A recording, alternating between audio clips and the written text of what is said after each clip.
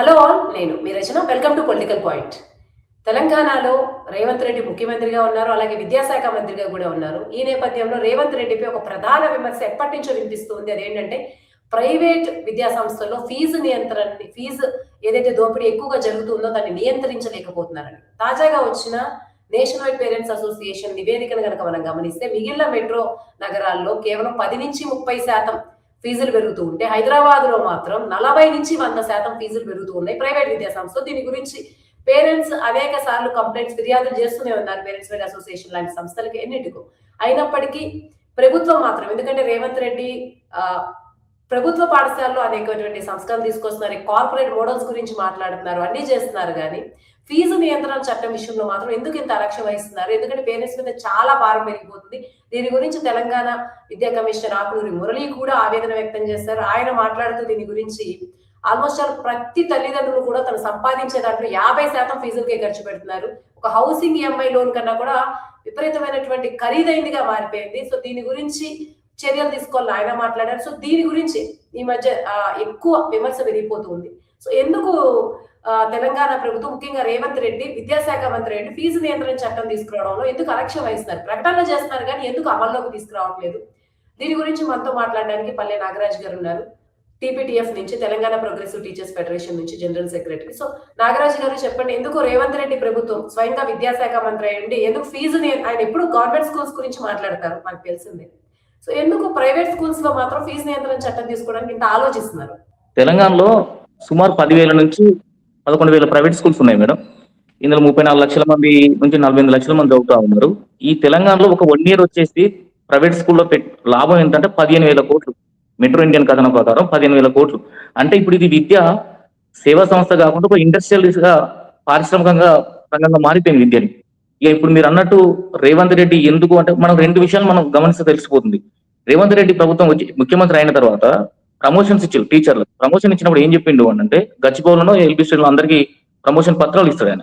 ఇచ్చుకుంటూ ముఖ్యమంత్రి గారు ఏమంటాడు అంటే, ప్రైవేట్ స్కూళ్ళల్లో క్వాలిఫైడ్ టీచర్ లేరు, గవర్నమెంట్ స్కూల్లో చాలా క్వాలిఫైడ్ టీచర్లు ఉన్నారు, నాణ్యమైన విద్య ప్రైవేట్ స్కూల్లో అందుతుందని చెప్పిన ముఖ్యమంత్రి గారు ఒక 3 నెలల క్రితం ఎమ్మెల్సీ ఏవిఎన్ రెడ్డి వీళ్ళంటే ఒక ప్రైవేట్ స్కూల్ సంస్థని ఇనాగ్రేషన్ కు ముఖ్యమంత్రి గారిని తీసుకుపోదు ఇన్వైట్ చేస్తాం. ముఖ్యమంత్రి అక్కడ ఏం మాట్లాడుతున్నారు అంటే, అక్కడ మినిస్టర్లు ఉంటారు, కేంద్ర మినిస్టర్లు ఉంటారు, ఎమ్మెల్యేలు ఉంటారు. ఆయన ఏం మాట్లాడతారు? అది ఎమ్మెల్సీ స్కూల్. అది గవర్నమెంట్ స్కూళ్లలో 8వ తరగతి విద్యార్థి 3వ తరగతి పుస్తకాలు చదవలేకపోతున్నారు, ప్రభుత్వ పాఠశాలలో నాణ్యత విద్య తగ్గిపోతా ఉన్నది అని ఒక కామెంట్ చేశాడు.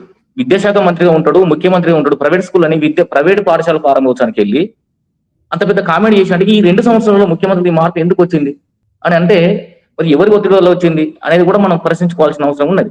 ఇకపోతే ఆకునూరు మురళి తెలంగాణ విద్యా కమిషన్ చైర్మన్ గా ఉన్నాడు. ఉన్న తర్వాత ఆయన మనకు పెద్ద మంచి చట్టం కూడా తీసుకొని వస్తాడు. ఏం తీసుకొని వస్తాడంటే, ఫీజుని నియంత్రణ ఉండాలి, స్థాయిని బట్టి అంటే కేటగిరీని బట్టి ఫీజు నియంత్రణ బాగుంటుందని మురళి గారు చెప్తే, దాని క్యాబినెట్ మీటింగ్ లో చర్చకు పెడతాడు. చర్చకు పెట్టిన తర్వాత తుది నివేదిక అంటే ఫలితం రావడానికి ఆలస్యం అవుతుంది. ఆలస్యమైనందుకు ఒక విమర్శ కూడా ఉంది. ఆకునూరు మురళి తనకు ఇచ్చిన రిపోర్టు ఆలస్యం అవుతుందని కొంత మానసిక వేదన పడి కూడా రాజీనామా చేసిన ఏమన్న విమర్శ కూడా విద్యావేత్తలలో ఉన్నది, విద్యా సంఘాలలో ఉన్నది, మేధావి వర్గంలో కూడా ఉన్నది. ఇది ముఖ్యంగా చేయాల్సిన విషయం. ఎందుకు అని అంటే, ఫస్ట్ ప్రభుత్వ పాఠశాల మీద చిత్తశుద్ధి లేదు. ఎంతసేపు మేము ప్రభుత్వ పాఠశాల విద్యార్థులకి సంవత్సరం కిట్ ఇస్తా ఉన్నాం, నోట్బుక్స్ ఇస్తా ఉన్నాం, పుస్తకాలు ఇస్తా ఉన్నాం, షూస్ ఇస్తా ఉన్నాం అని చెప్తా ఉన్నారు. కానీ ఎప్పుడు కూడా విద్యార్థులు అనే వాళ్ళు పుస్తకాల కోసమో, షూస్ కోసమో, బ్యాగుల కోసం బడికి రాదు మేడం. ఎప్పుడు ఎక్కడైతే నాణ్యమైన విద్య దొరుకుతుందని అనుకుంటారో అక్కడికే పోవడం జరుగుతుంది. ఎప్పుడు కూడా పుస్తకాలు ఇస్తే విద్యార్థులు అనేది ప్రైవేట్ పాఠశాలకు రారు. ఈ విషయాన్ని గమనించకుండా మీ అన్ని సౌకర్యాలు కల్పిస్తున్నాం, ఉపాధ్యాయులదే బాధ్యత అని చెప్తే ఇక్కడ మౌలిక సదుపాయాలు ఎక్కడ ఉన్నాయి? ఈ విషయాన్ని కూడా గమనించాల్సి ఉంది. ఇప్పుడు పేరెంట్స్ అసోసియేషన్ ప్రకారము ఒక ఇల్లు ఈఎంఐ కంటే ఎక్కువ కట్టాల్సిన పరిస్థితి కూడా పేరెంట్స్కి వచ్చింది. మధ్యతరగతి విద్యార్థులు కావచ్చు, మధ్యతరగతి ప్రజలు కావచ్చు, లేకుంటే వ్యవసాయం చేసే పేద వర్గాల ప్రజలు కూడా ఖచ్చితంగా తన పిల్లలకు నాణ్యమైన విద్య అందించాలన్న ఆలోచనతోటి ప్రైవేట్ స్కూల్స్ వైపు మొగ్గు చూపుతా ఉన్నారు. ప్రైవేట్ స్కూల్ వైపు ఎందుకు మొగ్గు చూపుతున్నారంటే, అక్కడ నాణ్యమైన విద్య దొరుకుతుందని ఒక అపోహతో వెళ్తా ఉన్నారు తప్పితే ప్రభుత్వ పాఠశాల కూడా దొరుకుతుంది. కానీ పేరెంట్స్ లో నమ్మకం కలిగించలేకపోతుంది గవర్నమెంట్. చట్టాలు తీసుకొస్తా ఉన్నది, కమిషన్లు తీసుకొస్తా ఉన్నది, కమిటీలు తీసుకొస్తా ఉన్నది, కానీ తాత్కాలికంగా వదిలేయబడతా ఉన్నది తప్పితే వేరే ఏం లేదు. అదేంటంటే, ఎప్పుడైతే జీవోలకు కానీ కమిషన్లకు కానీ చట్టబద్ధత ఎప్పుడైతే కల్పిస్తారో అప్పుడే ప్రైవేట్ పాఠశాల నియంత్రణ అనేది పెరుగుతూ ఉంటుంది. ఎక్కడ కూడా ప్రభుత్వానికి ఆ చిత్తశుద్ధి లేదు. ఆకునూరు మురళి విద్యా కమిషన్ రిపోర్ట్ లో ఏం చేసిండు అని అంటే తెలంగాణ మోడల్ గుజరాత్ మోడల్ నుండి ఏపీ మోడల్ ని తీసుకురావడం జరిగింది. గుజరాత్ మోడల్ ని సుప్రీంకోర్టు కూడా సమర్థిస్తారు కూడా. అక్కడ ఏం చెప్తారంటే ప్రాథమిక విద్యకు 15,000, మాధ్యమిక విద్యకు 25,000, మాధ్యమిక ఉన్నత విద్యకు 35,000. ఇంతకంటే మించి కనుక ఏ ఒక్కరు కూడా ఒక్క రూపాయి పెంచినా కూడా వాళ్ళు కమిటీ ముందు ఆడిట్ రిపోర్ట్ ప్రవేశపెట్టిన తర్వాతనే ఖచ్చితంగా దాన్ని ఫీజు పెంచడానికి అమలు చేయాలి. అలాంటి చట్టబద్ధత ఉన్నప్పుడు మాత్రమే ప్రైవేట్ స్కూళ్ళలో నియంత్రణ అనేది ఉంటుంది. ఇప్పుడు ఏపీలో కూడా మన పక్కన ఉన్న ఏపీ రాష్ట్రంలో కూడా అదే పద్ధతి తీసుకొని వస్తారు. కానీ తెలంగాణకు వచ్చేసరికి మాత్రమే ఇది తెలంగాణకు వచ్చే అలాంటి కంపెనీలు చట్టబద్ధత లేకుండా పోతా ఉన్నాయి. ఇప్పుడు రేవంత్ రెడ్డి గారు ఎప్పుడు చేసి చెప్పినా నేను ప్రభుత్వ పాఠశాలలో చదివిన ముఖ్యమంత్రి మీరు ఏమైనా చేస్తే ప్రభుత్వ పాఠశాల చదివితే ఏమైతుందని అడిగితే మొన్న సభలో చెప్తా ఉంటారు. ముఖ్యమంత్రి అవుతారని చెప్పమని చెప్పారు. ప్రభుత్వ పాఠశాలల్లో అసలు బడి కుదరానికి సిద్ధంగా లేరు కదా విద్యార్థులకు. కాబట్టి ఇంకెట్లా అవుతారు? ఇదొకటి గవర్నమెంట్ స్కూల్స్ గురించి మాట్లాడితే ప్రైవేట్ స్కూల్స్ వచ్చేసరికి ఏం జరుగుతుంది అంటే ప్రైవేట్ స్కూల్స్ అనేది వ్యాపారీకరణం అయిపోయింది. ఉపాధ్యాయ ఎమ్మెల్సీ గెలిచిన వాళ్ళు కూడా ప్రైవేట్ స్కూల్స్ పెట్టుకుంటా ఉంటే ప్రభుత్వాన్ని ప్రభావితం చేయకపోతే ఏం చేస్తాము? కాబట్టి ఒకటి చెప్పండి, అంటే ఒకవైపు అంటే ఇది వరకు ప్రైవేట్ పాఠశాలలు అంటే గతం వరకు గమనిస్తే మరి 100% పెరిగే స్థాయి లేదు. ఒక 2, 3, 4, 5 ఏళ్ల నుంచి విపరీతంగా పెరిగిపోతున్నాయి ఫీజులు. ఒప్పుకుంటే ఇన్ఫ్లేషన్ దేని వల్లైనా కావచ్చు. ఇన్ఫ్లేషన్ బయట జరిగే పరిస్థితులు ఎక్కువ అంత ఎఫెక్టివ్ మహా అయితే 30%. గవర్నమెంట్ రెగ్యులేషన్స్ ప్రకారం అయితే 8% పెరగాలి అసలు.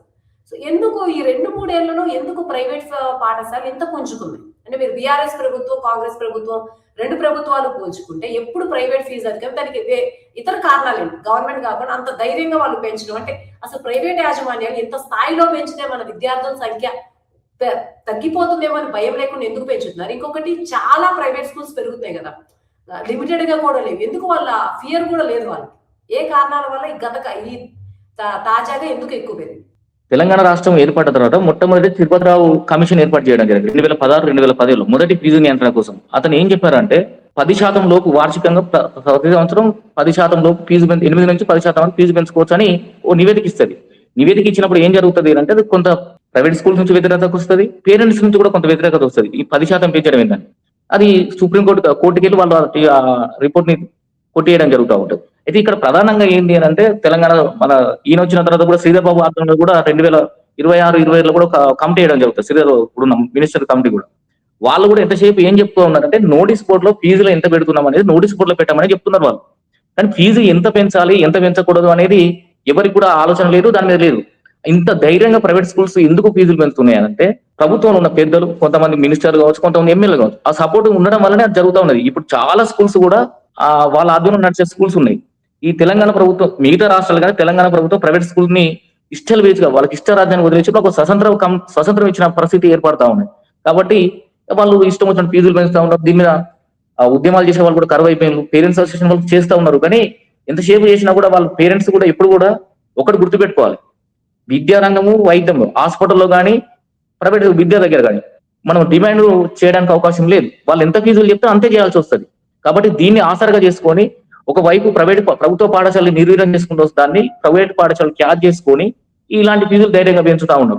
ఇప్పుడు ఇంకొక ప్రమాదం ఏంటంటే ఫీజు నియంత్రణ చట్టం తీసుకొస్తాము, వచ్చే 2020లో తీసుకొస్తామని ఒక మాట వినబడతా ఉన్నది. మనం 10% పెంచాలనేది ఒక నిబంధన కనుక తీసుకొస్తే ఈ 2027 వరకు ఇప్పుడు 50,000 ఉన్న ఫీజుని వాళ్ళు ₹1,00,000 చేసేసుకుంటారు. ₹1,00,000 చేసిన తర్వాత మనం ₹1,00,000 దాన్ని చూపెట్టుకున్న తర్వాత మళ్ళీ నెక్స్ట్ ఇయర్ 10% పెంచుకునే అవకాశం ఉంటుంది. కాబట్టి ఎప్పుడు కూడా ఒక నిర్ణయాన్ని తీసుకుంటే ఎమ్మటే అమల్లోకి వస్తే గానీ కొంత నియంత్రణ అనేది ఉంటుంది. ఇప్పుడు దీని ప్రధానంగా మనం ఎవరి దగ్గరకు పోవాల్సిన అవసరం లేదు, పెద్ద శాస్త్రీయం కూడా ఆలోచించాల్సిన అవసరం లేదు. ఆకునూరు తీసుకొచ్చిన దాన్ని మిగతా అంశాలనేమో ప్రభుత్వ ఉపాధ్యాయులకు జీతాలు ఎక్కువ ఉన్నాయి, లేకుంటే మనకు ఇంటిగ్రేటెడ్ తెలంగాణ పబ్లిక్ స్కూల్ ఏర్పాటు చేయాలి, ఇలాంటి అంశాలు పరిగణలోకి తీసుకుంటున్నారు. కానీ మురళి గారు ప్రైవేట్ స్కూల్ పాఠశాల మీద తీసుకొచ్చిన కమిటీని రిపోర్ట్ ని ఎందుకు ముందుకు తీసుకుపోతలేదు? అక్కడే మనకు అర్థమవుతుంది కదా ప్రభుత్వం యొక్క ఆలోచన విధానం. దీన్ని మనం పరిలోకి తీసుకోవాల్సిన విషయం ఉంది కదా. కాబట్టి ఆ మురళి సార్ అదే అంటున్నాడు, చాలా మంది కూడా అదే అంటున్నారు. కానీ కాకపోతే ఏంటంటే ప్రభుత్వానికి ఆ ఆలోచన విధానం లేదు. ప్రైవేట్ పాఠశాలని ఎక్కువ ప్రోత్సహించే వాళ్ళు ఎక్కడ ఏ మీటింగ్లలో పాల్గొన్నా కూడా ప్రైవేట్ పాఠశాలని ప్రోత్సహించే విధంగానే ఉన్నది. మీకు దారుణమైన విషయం ఏంటంటే మేడం, నేను 2 రోజుల క్రితం చదివాను. నేను ఇక్కడ ఏవిఎన్ రెడ్డి స్కూల్ ఓపెన్ చేసినప్పుడు రేవంత్ రెడ్డి గారు ఏమంటాడు అని అంటే మనకు కొఠారి కమిషన్ ఏం చెప్తారు, తరగతి గదుల్లోనే ఉపాధ్యాయుని దేశ భవిష్యత్తు నిర్మితం అవుతుందని చెప్తా ఉంటాడు. చెప్పినప్పుడు దాన్ని ఎక్కడికి ఆమోదిస్తాడు అంటే Revanth Reddy only government school అని చెప్తలేడు, ప్రైవేట్ స్కూళ్ళలో కూడా తరగతి గదులు ఉంటాయి, అక్కడ కూడా మనం మీరు ప్రోత్సహించాల్సిన అవసరం ఉన్నది. కొంత నైపుణ్యం తగ్గుతా ఉన్నది ప్రైవేట్ పాఠశాలలో. అది ఆ బాధ్యతను కూడా ప్రైవేట్ స్కూల్స్ తీసుకోవాల్సిన అవసరం ఉన్నదని విద్యాశాఖ మంత్రి ఒక రేవంత్ రెడ్డి ఒక ముఖ్యమంత్రి స్థాయిలో ఉన్న వ్యక్తి మాట్లాడినప్పుడు అది చూసే ప్రజలకు ఏమనిపిస్తా ఉంటది అని అంటే, దీన్ని ఆసరా చేసుకుని ప్రచారం చేసుకుని ప్రైవేట్ పాఠశాలను ప్రోత్సహించినట్టే కదా అక్కడ గవర్నమెంట్. ప్రైవేట్ పాఠశాల సానుకూలత పైకి వెళ్ళించినట్టే కదా.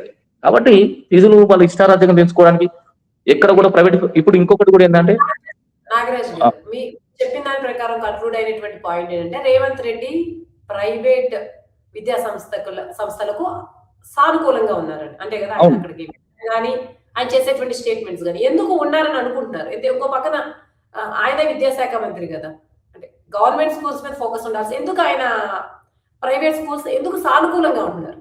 ఈ సానుకూలంగా ఎందుకు ఉన్నాడు అనేది యాజ్ గవర్నమెంట్ టీచర్ ఏంటంటే మేము చెప్పలేం ఎందుకు సానుకూలంగా. చాలా కారణాలు ఉంటాయి ఇందులో. సరే, ఎవరైనా ఇన్ఫ్లుయెన్స్ కావచ్చు, లేకుంటే ఇంకేదో ఉండొచ్చు, లేకపోతే ఇక ప్రభుత్వ రాజకీయ పార్టీలో ఉన్న ఎందుకు సపోర్ట్ చేస్తాయి అనేది మనకు తెలియని విషయమే కాదు. ఇప్పుడు ఇంకా పెరుగుతాయి, ఇంకా పెరిగే అవకాశాలు ఉన్నాయి. ఇప్పుడు మేము ఏజెన్సీ ప్రాంతంలో పనిచేస్తూ ఉంటాము. ఇప్పుడు ఏం జరుగుతా ఉన్నది అంటే, ఏజెన్సీ ప్రాంతంలో పల్లెటూరు గ్రామాలలో కూడా ప్రైవేట్ పాఠశాలలు ఇప్పుడు వస్తా ఉన్నాయి. ఎందుకు వస్తున్నాయి అంటే, ఇంకా వచ్చే రాబోయే రోజుల్లో ఇంకా పెరుగుతుంది. ఎందుకంటే ఇప్పుడు Telangana public school, integrated school ఉండడం వల్ల చాలా ఒక 20 స్కూళ్ళ ఊర్లలో ఉన్న స్కూళ్ళని మూసేస్తా ఉన్నారు. మూసేసి ఇక్కడికి రవాణా సౌకర్యం పెడతా అంటున్నారు. ఈ పాఠశాల మూసేసిన దగ్గర ట్యూషన్ సెంటర్ కానీ స్టార్ట్, ఇప్పుడు ట్యూషన్ సెంటర్ ఆల్రెడీ స్టార్ట్ అయినాయి. ప్రైవేట్ స్కూల్స్ కూడా వచ్చే సంవత్సరం దాన్ని అప్గ్రేడ్ చేస్తే మన భయం కూడా మాలో ఉంది. ఎప్పుడు కూడా రేవంత్ రెడ్డి గారికి ప్రైవేట్ పాఠశాలల మీద ఎందుకు సానుకూలత ఉండదు అనేది మనం మౌలికంగా చేసుకున్న ప్రశ్న అయినా కానీ దానికి చాలా కారణాలు ఉంటాయి. దానికి వాళ్ళ ఉన్న మినిస్టర్లు కావచ్చు, వాళ్ళకు ఉన్న క్యాబినెట్ లో ఉన్న వాళ్ళు కావచ్చు, ఇంకా పొలిటికల్ ఇన్ఫ్లుయెన్స్ కావచ్చు, దాన్ని పరిలో తీసుకోవచ్చు. బయటికి చెప్పలేకుండా కానీ చాలా కారణాలు ఉంటాయి. ఈ గవర్నమెంట్ అయితే పోయిన బీఆర్ఎస్ గవర్నమెంట్ అయినా ఈ గవర్నమెంట్ అయినా ఎక్కడ కూడా ప్రైవేట్ పాఠశాలను నియంత్రించినట్టు మనకి ఎక్కడ కూడా అవుపడలేదు. ఇంకా ప్రోత్సహించే విధంగానే ఉన్నాయి తప్ప ఎక్కడ కూడా అవుపడలేదు. ఈ విషయాన్ని కూడా గుర్తుపెట్టుకోవాల్సిన అవసరం, మనం పరిలోకి తీసుకోవాల్సిన అవసరం ఎంతైనా. అయితే ఇక్కడ ఒక వైఖరి గురించి చెప్పండి. ఇది ప్రైవేట్ పాఠశాలకి సంబంధించింది అయినప్పటికీ, అంటే మీరు సానుకూలంగా ఉన్నారని చెప్తున్నారు కాబట్టి, ఆయన గవర్నమెంట్ స్కూల్స్ లో కూడా మోడల్ స్కూల్స్ తీసుకొస్తున్నారు, చాలా రిఫార్మ్స్ చేసుకొస్తున్నారు కదా. మీరు ఇందాక కూడా అన్నారు, ఎవరు కూడా యూనిఫామ్స్ ఇచ్చారు, ఫుడ్ పెట్టారంటారు, క్వాలిటీ.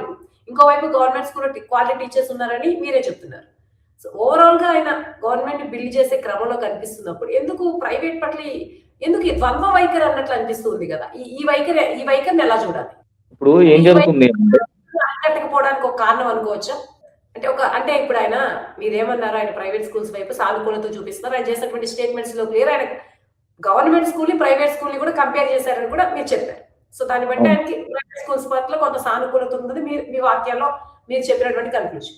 ఇంకోవైపు ఆయన గవర్నమెంట్ స్కూల్స్ లో మోడల్ స్కూల్స్ తీసుకొస్తున్నారు, జనవాడ మోడల్ స్కూల్ అంటున్నారు, అలాగే ఆరుట్ల దగ్గర ఒక తెలంగాణ పబ్లిక్ స్కూల్ తీసుకొచ్చారు, ఇంకా రిఫార్మ్స్ చేస్తామని చాలా అనౌన్స్ చేస్తున్నారు, తీసుకొస్తారు. ఇవన్నీ కూడా ఆయన గవర్నమెంట్ దాని మీద కూడా ఫోకస్ చేస్తే కనిపిస్తుంది. ఇంకోవైపు ఏమో ఆయన మళ్ళీ ప్రైవేట్ స్కూల్స్కి వెళ్ళి ప్రైవేట్ స్కూల్స్ లో కూడా ఉండాలన్నమాట. అంటే ఈ ద్వంద్వ వైఖరిని ఎలా చూడాలి? ఈ ద్వంద్వ వైఖరిని చూసడానికి ఇప్పుడు మనం నమ్మించి గొంతుకోయడం అంటాం కదా. మన తెలంగాణలో నమ్మించి గొంతుకోయడం అనే ఒక సామెత ఉంటది.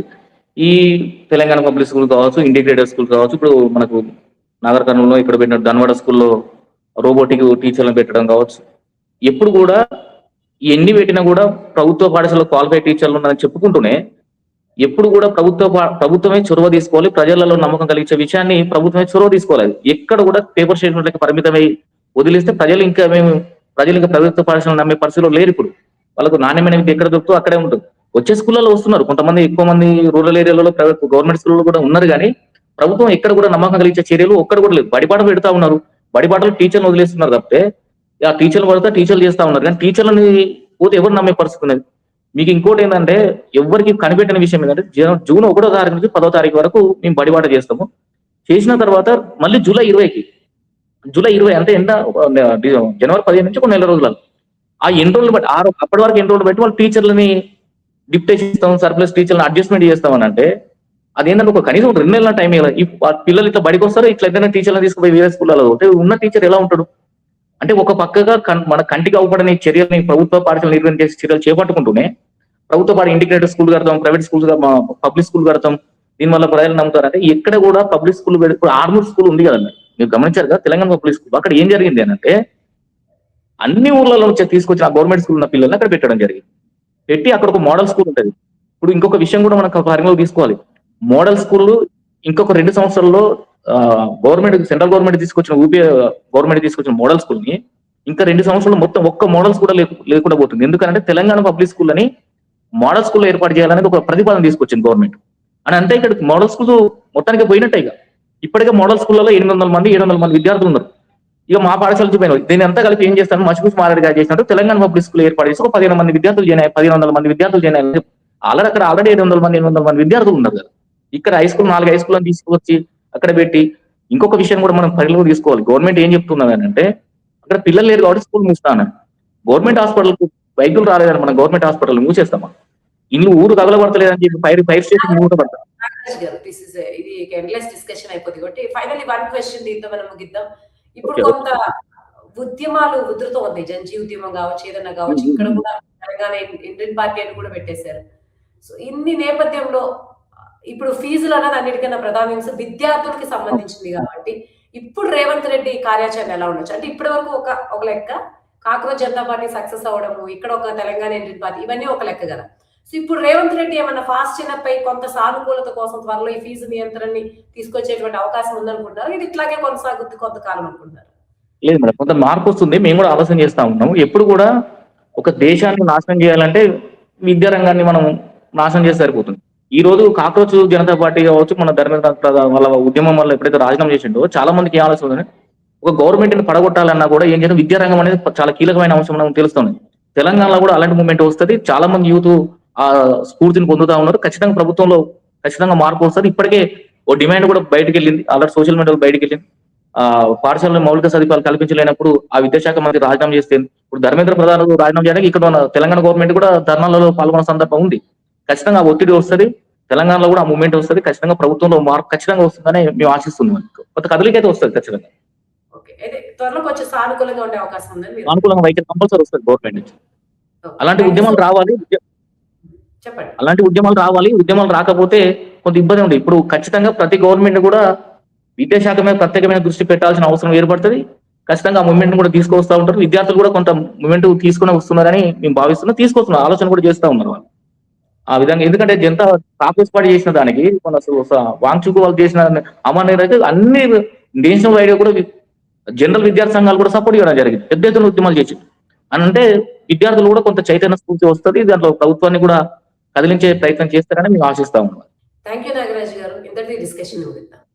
Thank you.